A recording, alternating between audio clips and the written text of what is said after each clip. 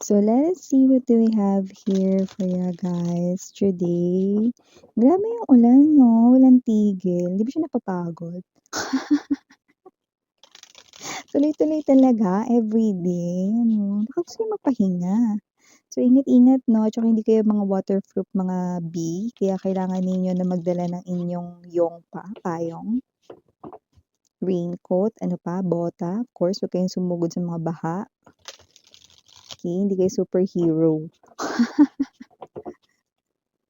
Ano pa, raincoat, payong, yan. Basta huwag kayo sumugod sa mga ulan, no? And also baha. Okay, stay safe.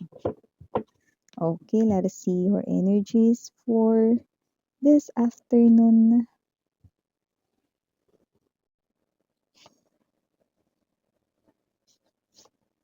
Seven of Coins, the King of Swords, the Queen of Cups,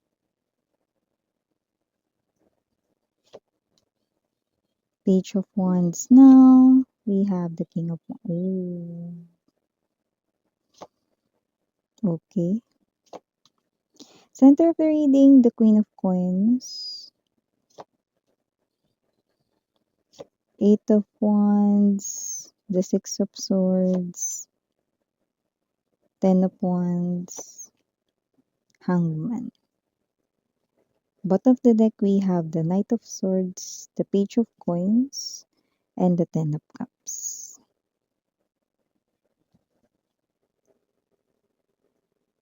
Parang marami ditong masyadong involved na mga tao, no? Or mga nakaapekto rito, no? Or pwede rin naman na hindi ito literal na mga tao, no? Maaring ito ay isipin, alalahanin, no? Troubled mind. Yun ang nakikita natin dito with this person here and kung sino man siya.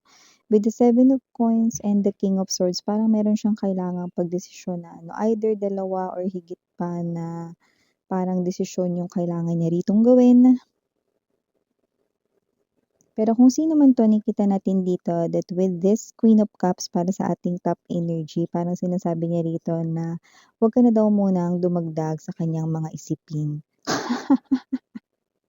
Or alalahanin, ayun 'no. Kasi nga nakita ko dito na parang, swamp na or parang, masyado na ritong maraming laman yung kanya ritong isipan 'no. Tapos palagi ka pang sumisingit dito sa kanyang isipan 'no. So hindi niya na alam dito 'no kung ano ba dapat ditong unahin kasi may mga iba rin dito sa mga paligid niya na kailangan niyang i-deal. Pero palagi kang sumisingit at pumapasok sa isipan niya, 'yan 'no. Parang may mga hindi naman sa hindi ka importante, babe, 'no.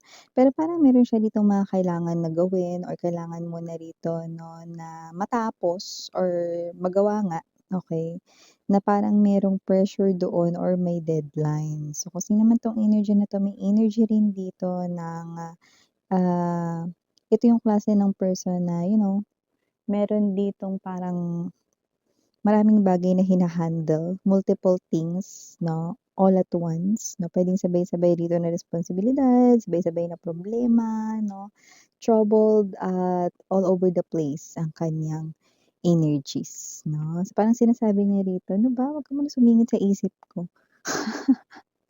Marami pa akong kailangang tapusin, marami pa akong kailangang gawin 'no, mamaya na." 'Yan. So, kung sino man 'tong energy na 'to 'no, hindi niya 'yan mapigilan at hindi niya 'yan magawang makontrol. Kaya with the Hangman energy, I do see 'no, na instead na makapag-focus siya dito sa mga kailangan niya ritong isipin at gawin, mas natutuon ang kanyang atensyon sa'yo. Okay, so 'yun ang nakikita ko dito. So bago natin 'to pag-usapan pa more, batiin muna natin everybody. Hi and hello there everyone, my name is Yan. Welcome new subscribers sa Training Instant Buyers. Thank you sa inyong walang sawang love and support for me. At kung di pa pa po tayong, other channel link down below lang sa ating description box. If interesado, i-click lang yan para makarating kayo there. Everyday nag-upload tayo ng collective readings for all signs zodiac. Siyempre, lahat tayong gender dito, by lalaki, LGBT, possible din mag-switch ng roles. General reading kasi ito. At the end of the day, lahat tayo may free will na free mong gamitin anytime, anywhere. So, pwede nangyari na 'to sa iba, pwede nangyayari na ngayon, sa iba mangyayari pa lang, okay? So, just take only what resonates. But, You are always 'no, sumisingit at pumapasok sa isipan niya ngayon, okey? Puwedeng meron siya rito hina-handle na trabaho tapos may iba pa siyang isipin, bahay or other personal rito na kailangang i-deal. Marami ritong, kailangan siya ritong ayusin or tapusin. And nakikita natin dito 'no, na parang kamamaya-mamaya niya wala na siyang natapos. So, sabihin natin meron siya rito kailangang habulin deadline. So, imbes na makarami siya or makatapos siya rito ng, tama sa oras rito ng kanyang working hours. So, let's say kung siya man ay nasa office or work from home na parang may kailangan ritong tapusin. Pero once na magsimula na siya ritong mag-dwell sa iyong energy, wala na siyang natapos. Wala na siyang nagawa. So, kasi naman 'tong energy na 'to 'no, with the High Priestess, maaaring itong person na ito ay hindi mo nakakasama or puwedeng separated kayong dalawa. Yung iba nakita ko rito meron kayong anak or mga anak na just take only what resonates. Maaaring ito ay asawa mo or ex-boyfriend, girlfriend mo.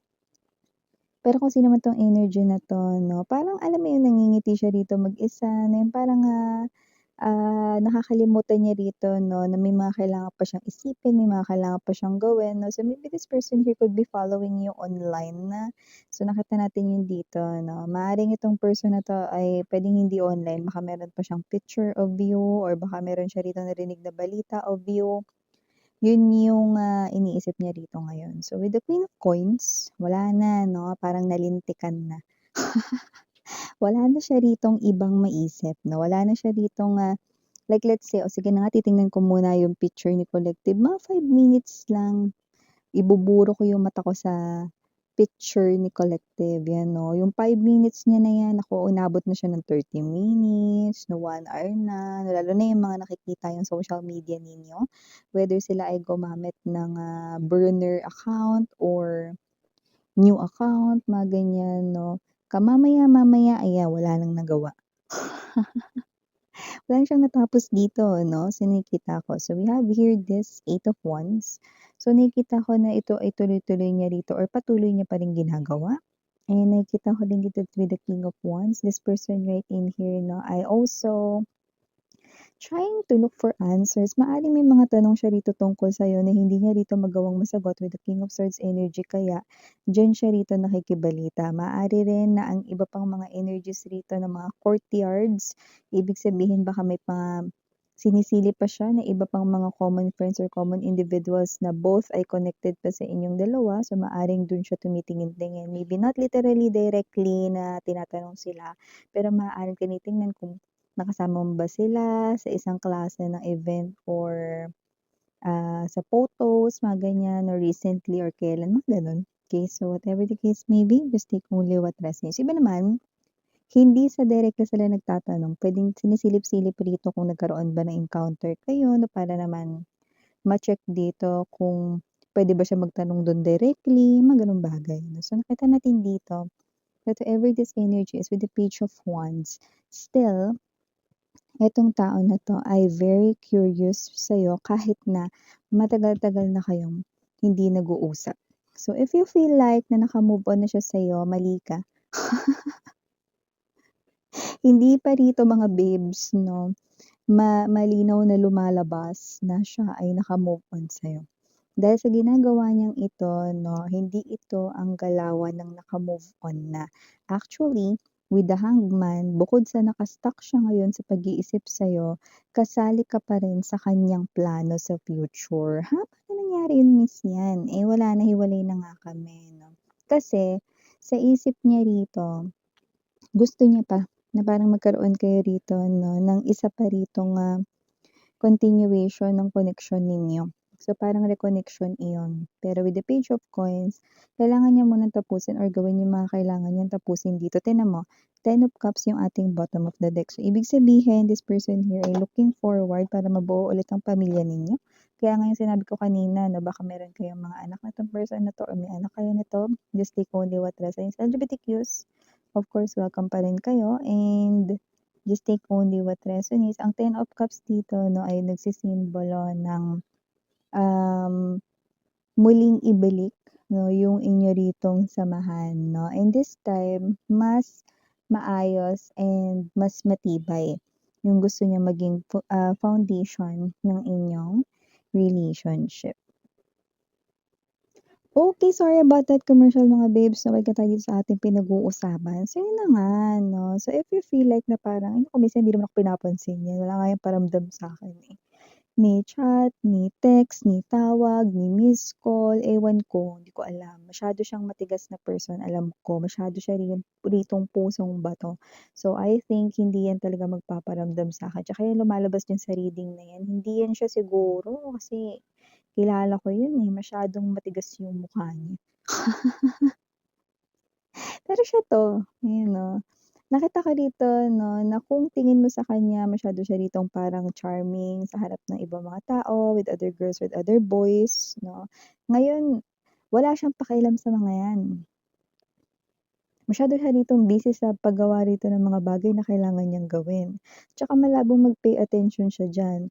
Kasi tingnan mo, ang dami niya kailangang asikasuhin pero iisang mukha lang ang nakikita niya, iisang tao lang ang naiisip niya, ikaw yun. 'Di ba? Tapos kahit busy siya, hindi niya mapipigilan or makontrol dito yung sarili niya, lagi ka niyang naiisip. So see, ibig sabihin ang taong ito ay naglalaan rito 'no ng time sana para sa iba pa ritong mga bagay 'no, sa kanyang buhay na walang kinalaman sa'yo. Pero dahil sumisingit ka rito sa kanya 'no at, ito ka na may energy ng, what's this, parang pabalik-balik ka rito 'no, sa kanyang isipan, yun ay dahil meron pa siyang nararamdaman sa'yo. At tingin ko unti-unti niyang, nalalaman dito 'no, na, ang kanya ritong feelings for you ay nabubuhay muli, you know. Kasi nga parang natulog na mantika na matagal. Kasi nga naghiwalay kayo rito at mataas ang tyansa na nung naghiwalay kayo siyang nakipaghiwalay sa'yo. Okay. So, nakita ko rin dito that with the Ten of Wands, this person here 'no, yan ay medyo hindi pa naman gano'n katagal na parang binibitbit niya 'yan sa dibdib niya dahil masyado siya ritong busyng tao, okey. Maaaring marami rin siyang responsibilidad sa family niya 'no or sa kanya ditong personal life 'no. Ito ay recently lang nagsimula, okey. Pero alam niya sa sarili recently lang nagsimula yung understanding about your connection, pero matagal na siya rito na parang, nagde-deal dito sa mga iba't iba pa niya ritong problema sa kanyang own life, 'yan, 'no. Siyempre 'di ba kapag ang isang tao nga hindi makapag-focus para masolusyonan ang isang problema, 'di ba, hindi siya makakatawid sa next na problem na aayusin, 'no. Parang subject lang na math 'yan dati, 'no, kung ayaw mo yung math, 'no, tapos may exam, kung hindi mo masagot yung test 1, dun ka sa test 2 muna pupunta, puwede yun, 'di ba? Pero sa game, kapagka sa game naman, hindi mo natapos yung level 1, 'di ka puwedeng tumalon sa level 2. So, parang gano'n yung kanya, 'di ba? So, whatever the case may be, ikaw ay lumalabas dito na beautiful distraction para sa kanya, pero isa ring klase ng sense of relief kasi dahil sa'yo kapag nakikita niya yung picture mo or yung post mo, yung captions mo, yung notes mo, parang gumagaan yung pakiramdam niya. Parang nagkakaroon siya rito ng stress-free na araw na parang feeling niya lahat ng problema niya tapos na, nasolusyonan niya na pero wala pa pala siyang natatapos. Yung iba naman hindi problema pero maaaring deadline sa work. Or other parang something to do with home, maybe due dates, mga ganyan, bills, loans, mga gano'n 'no. So, may mga bagay rin siya ditong iniintindi. Pero once na maisip ka na niya, dalawa yung nagiging situation dito 'no. One, negatively or the problem, um parang mas nade-dwell siya lalo rito 'no, sa pag-iisip sa'yo, hindi niya na natatapos yung mga dapat niyang gawin. On the positive side naman, dahil nga stress siya, parang nawawala rito yung stress niya kapag tinitingnan ka niya, yun nga lang wala siyang natatapos, 'di ba? So, gano'ng klase ng energy. So, ano nga yun Miss, yan parang kokontakin niya pa ba ako Miss yan or magpaparamdam siya? Oh, yeah, 'no? Of course, makikita natin dito magpaparamdam pa ito sa'yo lalo na 10 of wands naka-upright position 'yan. Kagaya ng sinabi ko sa inyo, hindi lang siya rito hindi naka-move on sa'yo kundi ikaw ay kasali pa rin sa kanyang plano sa future, okey? Nasa isip niya pa rin dito yung, plano sa future with you, yun ang nakikita ko rito, okey? So, kapagka gano'n pa katibay ang kanya rito 'no, na nasa thoughts, ibig sabihin wala 'tong plano na pakawalan kayo 'no, for good or i-let go kayo forever, wala akong nakikitang gano'n, yun. Okey? So, ito yung mga issues nakikita natin, we have capital letter K, capital letter S, capital letter C, capital letter R, capital letter H, capital letter G, capital letter D as in dog, and capital letter M. For small letters naman po, we have A, J, D as in dog, L, U, J, and for N, maaring dalawa daw ito. We also have here, last but not the least, we have B. So, ito yung mga mensahe na nakuha natin right here for you guys. Again, I'm Mariana, only for the girls and Yana for the boys. Sarang hayo, love and light, idra. Annyeong.